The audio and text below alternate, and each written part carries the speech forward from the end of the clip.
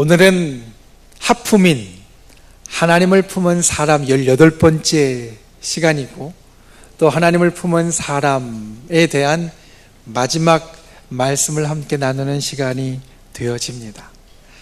하나님을 품은 사람 첫 번째를 시작한 게 엊그제 같은데 벌써 18번째 시간이 되었고, 제일 처음에 우리가 과연 하나님을 품은 사람은 어떠한 사람인가에 대해서 우리가 하나님의 말씀을 듣기 시작해서 이제 마지막으로 다니엘서를 살피는 시간이 되었습니다. 구약성경의 거의 제일 뒷부분에 위치하고 있는 이 다니엘서는 신약성경의 제일 끝에 위치하고 있는 요한계시록과 함께 믿는 사람들에게 가장 어려운 책 중에 하나로 꼽히는 그러한 책이 됩니다. 그렇다 보니 이 다니엘서와 요한계시록은 논란이 가장 많은 하나님의 말씀이 되기도 하고요, 특별히 우리같이 하나님을 제대로 믿는 사람들에게는 그렇지 않지만 하나님에 대한 믿음이 때로 잘못 나아간 사람들한테는 이 다니엘서나 요한계시록이 그들이 애지중지하고 가장 중요하게 여기는 말씀이 되기도 합니다. 그런데 그들의 말씀들을 보면 그 말씀을 이해하고 그 말씀을 해석하는 것이 사뭇 잘못되어져 있는 것을 보게 될 때가 참 많이 있습니다. 그래서 이 다니엘서나 요한계시록 같은 경우는 과연 하나님께서 이를 통하여 우리들에게 주시는 것이 무엇인가 아는 것이 특별히 우리에게 있어서는 아주 중요합니다. 잘못된 것에 빠지지 않을 수 있고 그것을 우리가 구분할 수 있고 거기로부터 우리가 이제 우리 스스로를 지킬 수 있게 되기 때문입니다. 우리가 이제까지 살핀 선지자들 그리고 이제까지 살핀 선지서들은 다 끝에 대해서 이야기하는 말씀들이었습니다. 여러분 한번 기억해 보십시오. 선지자들이 선포한 것이 주로 이것이었습니다. 자, 이제 하나님께서 심판하실 때가 되었다. 이제 하나님께서 그의 뜻을 이루실 때가 되었다. 그런데 너희를 돌아보아라. 너희는 그 하나님의 뜻에 합당하지 못하고 하나님이 너희에게 말씀해 주신 것을 너희가 지키고 있지 못하니 너희가 속히 돌이켜라. 너희가 회개하라. 하나님 앞에 바로 서라. 그래야지 그 하나님의 때, 하나님의 심판, 그것을 너희가 피할 수 있고 거기에서 길이 나올 것이다. 이제까지 모든 선지자들은 그것을 이야기를 했습니다. 다니엘서도 그것을 이야기를 하고 있습니다. 그런데 그 이야기하는 내용이나 표현이나 시각이 다니엘서는 사뭇 다릅니다. 그 앞에 있는 선지자들은 주로 그 말씀을 선포하는 대상이 누구였냐면 하나님의 백성들, 이스라엘 백성들이었습니다. 이스라엘 백성들에게 이러한 일이 있을 것이다. 하나님께서 이스라엘 백성을 향하여 이와 같은 일을 만드셨다. 거기에 보면 하나님의 심판이 있지만 그 심판은 어떤 심판이냐면 하나님의 백성인 이스라엘 백성들에게 내려지는 심판입니다. 그래서 나라가 멸망하고 그리고 그들이 포로로 흩어지는 것, 그런 것들을 이야기하고 있습니다. 그런데 다니엘서에서 이야기하는 세상의 끝, 아니 하나님의 심판 그리고 하나님의 날은 사뭇 다릅니다. 하나님의 백성들 뿐만이 아니라 하나님의 백성을 포함한 온 세계를 이야기하고 있다는 겁니다. 그래서 이 다니엘서를 우리는 묵시라고 부르기도 합니다. 예언이라고 부르기도 하지만 묵시라고 부르기도 합니다. 묵시라는 것은 완전히 감추어진 것을 이제 보이게 만들었다라는 겁니다. 하나님의 백성뿐만 아니라 온 세상을 향하여서 감추어져 있었던 것들, 물론 그 이전의 선지자들도 아주 부분적으로 하나님의 백성뿐만 아니라 세상에 대해서 이야기하곤 했지만 다니엘서는 그 모든 것이 다 그것에 대하여서 이야기하고 있으므로 이것은 그 이전에 있었던 선지자들과는 조금 다르다라고 이야기하며 어떤 학자들은 이것을 묵시라고 구분하기도 한다라는 겁니다. 다니엘서의 주인공은 다니엘입니다. 여러분, 다니엘이라는 이름의 뜻은 엘이라는 것이 하나님을 말합니다. 그래서 다니엘, 하나님은 다니, 나의 재판관이시다. 나를 판단하신다. 라는 뜻을 가지고 있습니다. 하나님께서 나뿐만 아니라 온 세상을 판단하시는 분이 되신다. 사실 다니엘이라는 이름과 다니엘서는 그와 같은 것을 그 안에 품고 있는데, 오늘 이 시대를 살아가는 우리들에게 과연 주님은 이 다니엘서를 통하여 무엇을 말씀하시는가?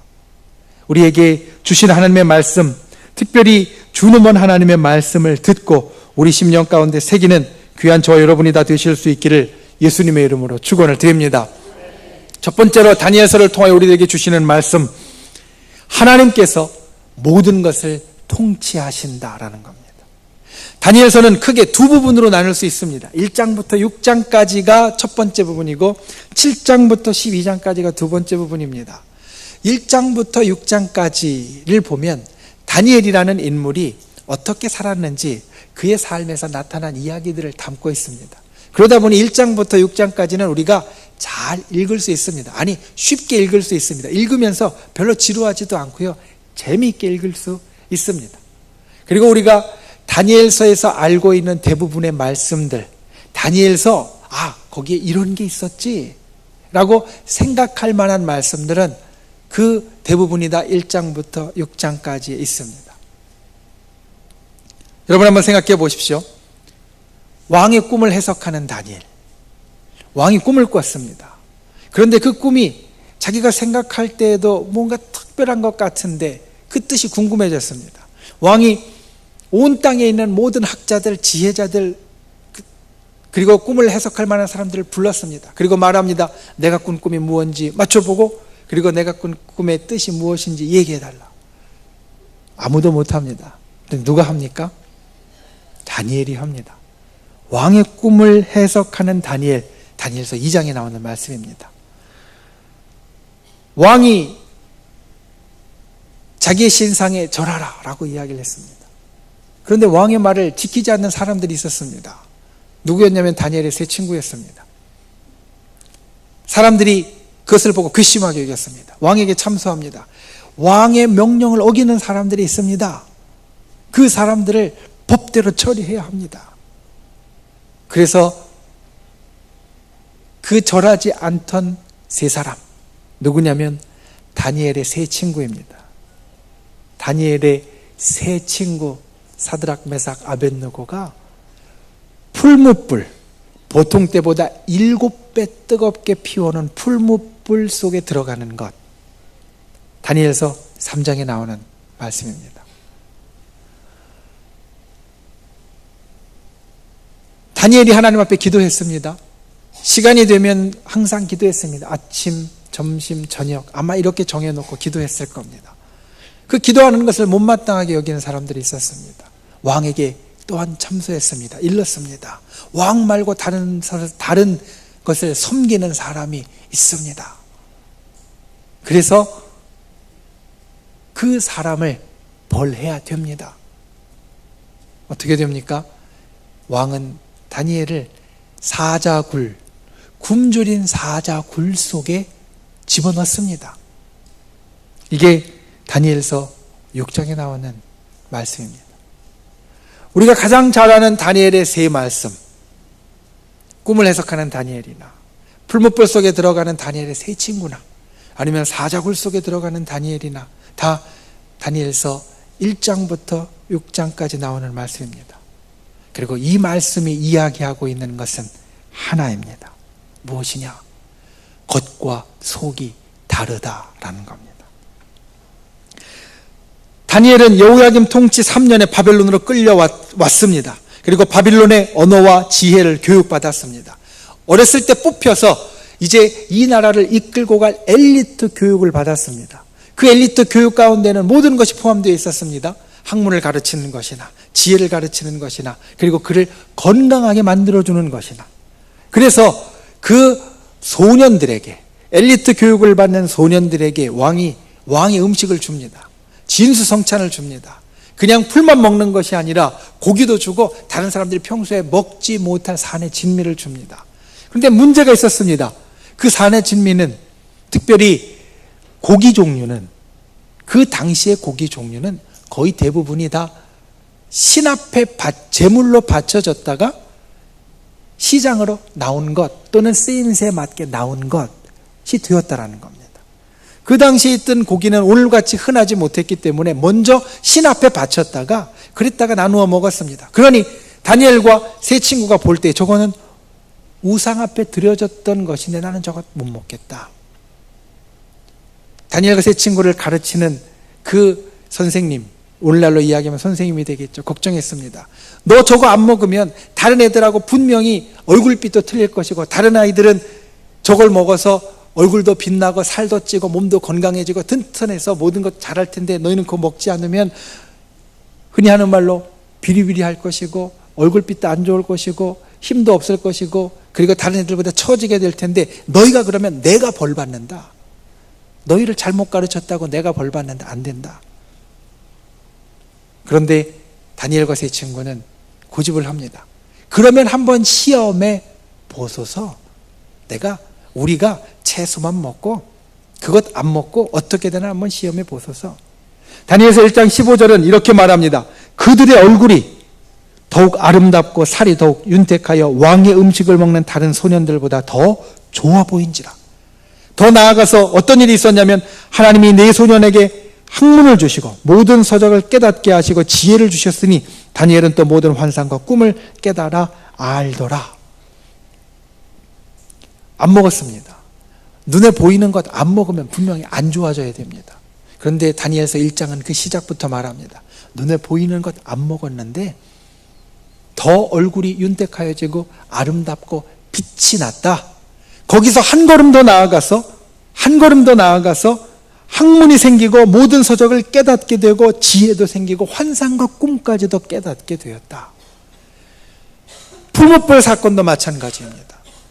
풀무불에 들어간 사람들 당연히 죽었다라고 생각해야 됐습니다. 평상시보다 7배나 뜨겁게 피운 그 풀무불 속에 들어가는 것 사실 사형입니다. 불태워 죽이는 화형입니다. 거기에 들어가면 분명히 저 불 속에서 살아남을 사람은 없으니 다 죽었다라고 생각했어야 됩니다.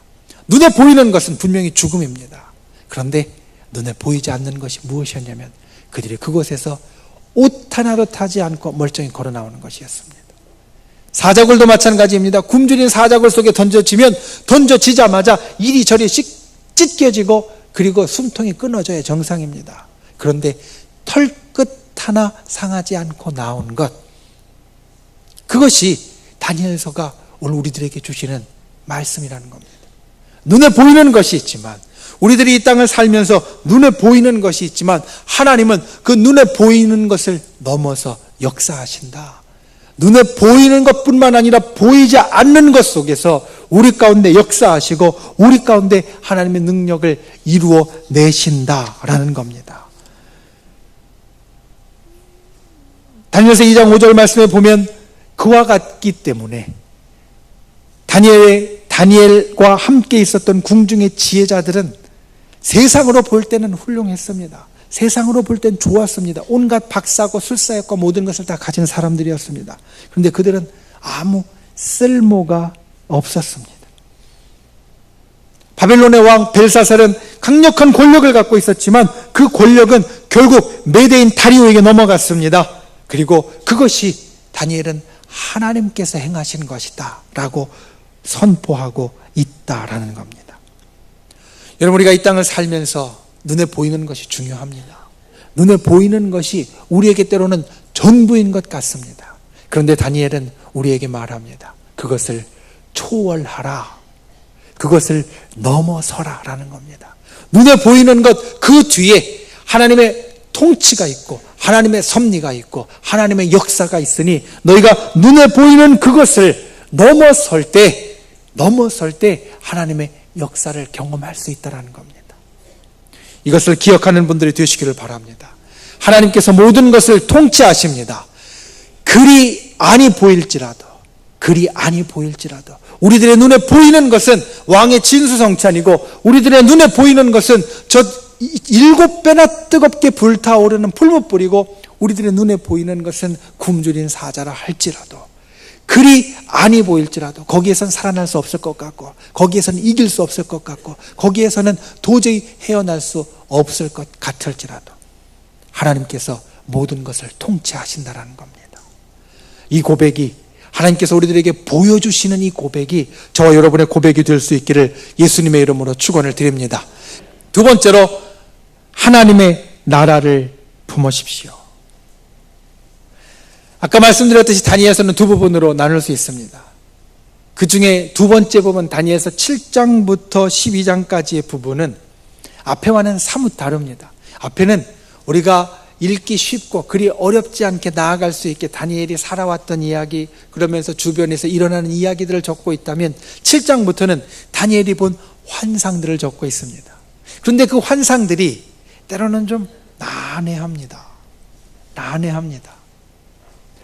우리가 흔히 개꿈이라고 부르는 꿈들같이 때로는 뒤죽박죽입니다. 그 환상이 처음부터 끝까지 일목요연하게 잘 되면, 이 환상이 이런 뜻이구나, 이렇게 이해될 수 있겠구나, 이렇게 받아들일 수 있겠구나, 우리가 보면서 이해가 되니까 읽을 수 있을 텐데, 그 환상이 어렵습니다. 때로는 막 뒤섞입니다. 그래서 그것을 이해하기가 어렵고, 읽다 보면 이게 무슨 얘기야? 이런 생각이 들어서 이 다니엘서의 뒷부분을 끝까지 읽는 분들은 앞에 부분을 읽는 분들보다 훨씬 더 적습니다. 읽다 보면 흥미가 떨어지고, 읽다 보면 이해가 안 돼서 그냥 덮기가 일쑤입니다. 그런데 그 다니엘서의 뒷부분에 나오는 환상, 그 환상에서 우리가 볼 수 있는 것, 특별히 그 환상의 첫 부분에 보면 한 존재가 등장합니다. 다니엘서 7장 13절 말씀을 보면 우리에게 이렇게 선언하고 있습니다. 내가 또 밤 환상 중에 보니 인자 같은 이가 하늘 구름을 타고 와서 옛적부터 항상 계신 이에게 나아가 그 앞으로 인도되매. 여러분, 이 말씀을 예수님께서 하신 마태복음 24장 30절 말씀과 한번 비교해 보십시오. 제가 읽어보겠습니다. 그때에 인자의 징조가 하늘에서 보이겠고, 그때에 땅의 모든 족속들이 통곡하며 그들이 인자가 구름을 타고 능력과 큰 영광으로 오는 것을 보리라. 어떻습니까? 비슷하지 않습니까? 사실 같은 것을 이야기하고 있지 않습니까?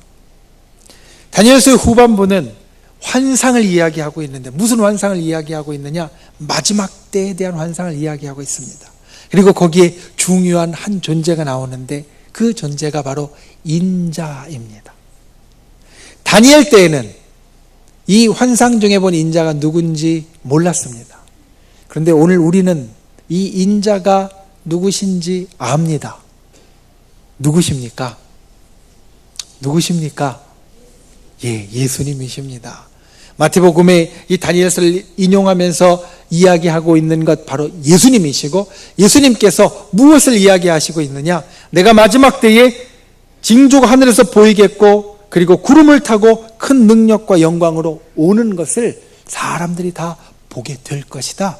이렇게 선포하고 있다라는 겁니다.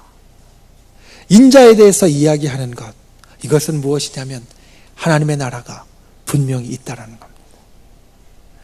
우리가 이 땅을 살아가면서 우리가 느끼는 이 세상의 나라가 있습니다. 세상의 나라, 그 속에서 우리는 살아갑니다. 다니엘서의 첫 부분이 그 세상 나라 가운데 우리가 살아가는데, 그 세상 나라 가운데 살아가는 우리의 눈으로 보는 것, 그 뒤에 하나님의 나라가 있다. 그 뒤에 하나님의 통치가 있다. 그 뒤에 하나님의 섭리가 있다라는 것을 말씀하고 있다라면, 그 뒷부분은 이 하나님의 나라가 분명히 임한다. 인자가, 메시아가, 하나님의 아들이 이 땅에 와서 분명한 이 하나님의 나라가 임하게 될 것이고, 그때에는 세상의 나라가 끝나게 될 것이다. 세상의 나라가 이제 마침표를 찍게 될 것이다. 다니엘서의 환상들은 이 이야기를 하고 있습니다. 너희가 살고 있는 세상의 나라, 그 나라는 영원한 나라가 아니라 언젠가는 끝나는 나라이지만, 하나님의 나라는 영원한 나라이고, 지금 너희가 보는 나라, 살고 있는 나라, 세상의 나라가 너희 눈에 보이는 전부와 같고, 하나님의 나라는 뒤에 숨겨진 나라 같지만, 그 하나님의 나라가 이제는 이 앞으로 나와서 분명하게 드러나고 나타나는 때가 있다라는 겁니다. 오늘 우리가 본 말씀, 다니엘서 12장 2절과 3절 말씀은 그것을 우리들에게 확실하게 일러주는 말씀입니다. 아주 마지막 때에 땅의 티끌 가운데에서 자는 자 중에서 많은 사람이 깨어나 영생을 받는 자도 있겠고 수치를 당하여서 영원히 부끄러움을 당할 자도 있을 것이며 지혜 있는 자는 궁창의 빛과 같이 빛날 것이요 많은 사람을 옳은 대로 돌아오게 한 자는 별과 같이 영원토록 빛나리라.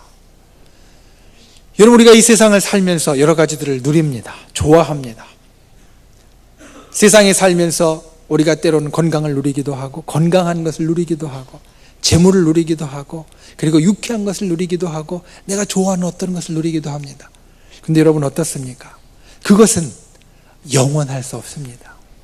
우리는 압니다. 우리의 건강도 영원하지 못하고 우리의 즐거움도 영원하지 못하고 우리의 재물도 영원하지 못하고 우리가 자랑하는 어떤 것도 결코 영원할 수 없다는 것을 압니다. 그런데 다니엘서의 뒷부분 우리에게 말합니다. 너희가 살고 있는 이 세상 그 어떤 것도 영원할 수 없지만 영원한 것이 있다. 오늘 말씀의 마지막에 보니까 영원토록 빛날 수 있다. 어떻게 할 때? 하나님의 나라, 지금은 뒤편에 있는 것 같고 가려져 있는 것 같고 그림자인 것 같고 숨겨져 있는 것 같지만 그 하나님의 나라가 분명하고 확실하게 이제 나타나게 되어질 것인데 그 하나님의 나라를 이 가슴에 품은 자는 영원토록 빛나는 자가 될 것이다 라는 겁니다. 그래서 다니엘서 이 뒤에 있는 말씀들은 우리에게 말합니다. 하나님의 나라, 그것을 품으라는 겁니다. 세상의 나라를 품는 것이 아니라 세상에 있는 어떤 것을 품는 것이 아니라 너희의 기준과 너희의 삶의 모든 목표와 너희의 살아가는 모든 삶의 모습들의 초점을 하나님의 나라에 맞추고 그 하나님의 나라를 품는 자가 되어라 라는 겁니다. 다니엘서가 이야기하는 첫 번째가 그리 아니 보일지라도 하나님께서 모든 것을 통치하십니다 라고 했다면 다니엘서가 이야기하고 있는 두 번째는 비록 이 땅을 살아가고 있지만 영원한 하나님의 나라를 이 가슴에 품으라는 겁니다. 거기에 모든 좋은 것과 아름다움이 있다는 것을 기억하라는 겁니다. 비록 너희가 아직 이 땅에 살아가고 있는 존재이지만 이 나라를, 이 세상의 나라를 가슴에 품는 자가 아니라 영원한 하나님의 나라, 지금은 가려진 것 같지만 분명히 드러날 하나님의 나라, 그 하나님의 나라를 가슴에 품고 살아가는 자가 되어라. 저와 여러분이 그러한 주의 백성이 될 수 있기를 예수님의 이름으로 축원을 드립니다. 비록 이 땅에 살지만 영원한 하나님의 나라를 이 가슴에 품는 분들이 다 되실 수 있기를 예수님의 이름으로 축원을 드립니다. 말씀을 맺습니다. 세상의 마지막에 대해서 이야기하는 다니엘서, 오늘 말씀의 제목이 초월과 영원의 신앙입니다. 구약 성경의 거의 마지막 부분에 해당하는 다니엘, 그 다니엘서를 통해서 하나님께서 우리들에게 주시는 말씀은 첫 번째, 초월하라는 겁니다.